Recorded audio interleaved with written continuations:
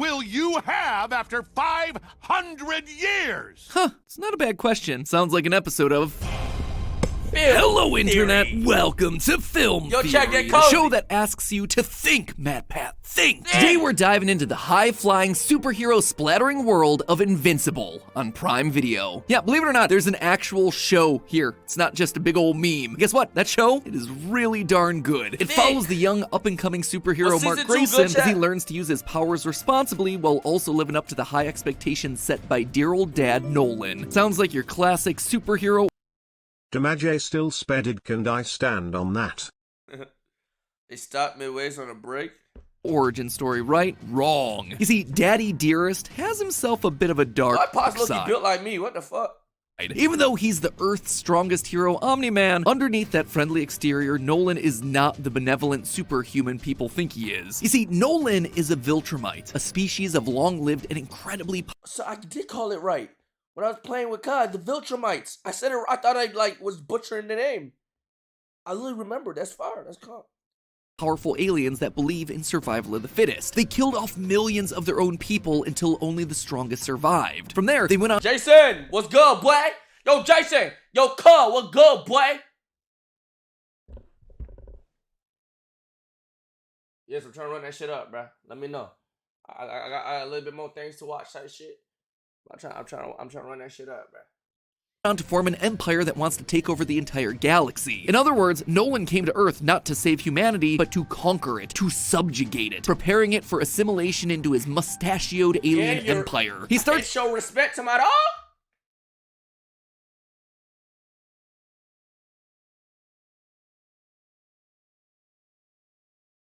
this process by murdering the world's greatest... Do you work on forums? No, I should.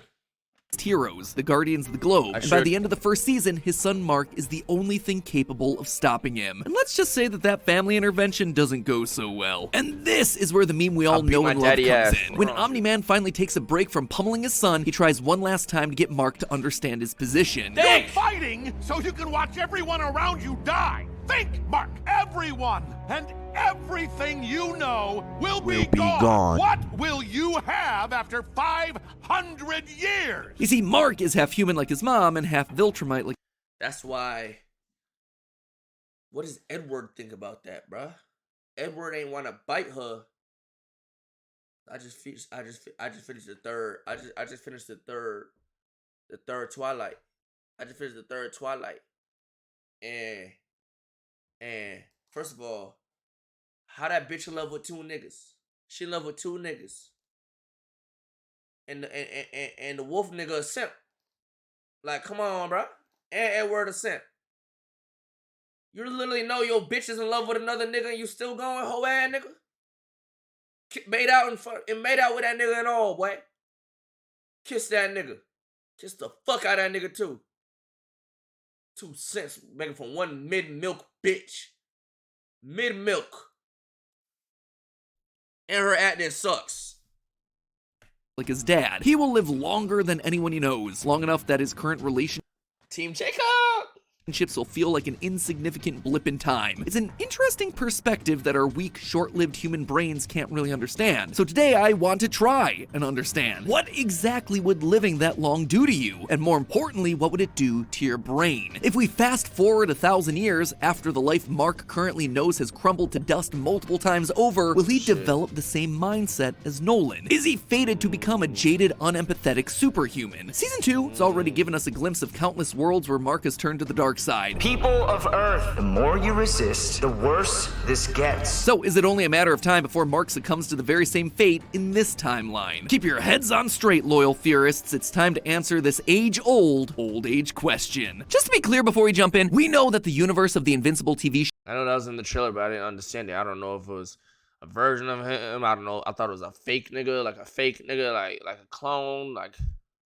show is separate from that of the comics, and some of the events that we reference from the comic canon might not happen in the same way as the show, if they even happen at all. We'll only be using comic stuff to build off of points coming from the show. This is film theory after all. Cool? Cool. So to kind of head this one off at the pass, we should note that Omni-Man isn't a human. He's a Viltrumite, so despite He's a Viltrumite, bruh!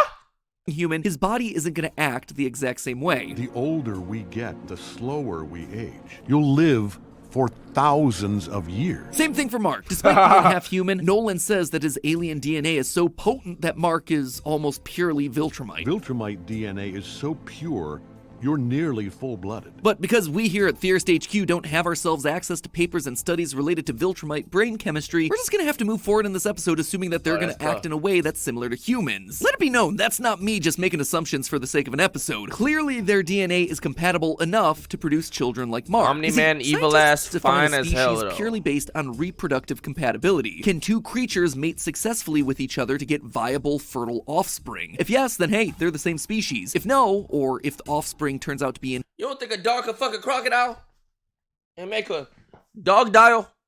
infertile, then they're going to be listed as different species. Now, I'm not going to go so far as to say that the Viltrumites are humans. I'm not, but the official handbook actually will. You see, the official handbook of the Invincible universe expressly calls out in their science and world building section that Viltrumites at one point had human-like lifespans, and that somewhere, roughly 1 million years ago, they likely shared a common ancestor as evidenced by their human-like biology. So all of that The vid more about biology. So what does that mean? Does that mean I stop watching it or what? plus the existence of a half-human like Mark, and the fact that he's shown to have kids in the comics, proves that there's enough genetic similarity between these super aliens and us lowly Earthlings to draw at least some conclusions from human anatomy and our own natural development. Yes, not gonna lie. You know what? Now y'all watching Peak. GG. What's good, y'all? We got another 1v1. Fucking G. Tabachi. It is your job to at least skim or watch the fucking videos. You know what? It's fine. I'll handle you after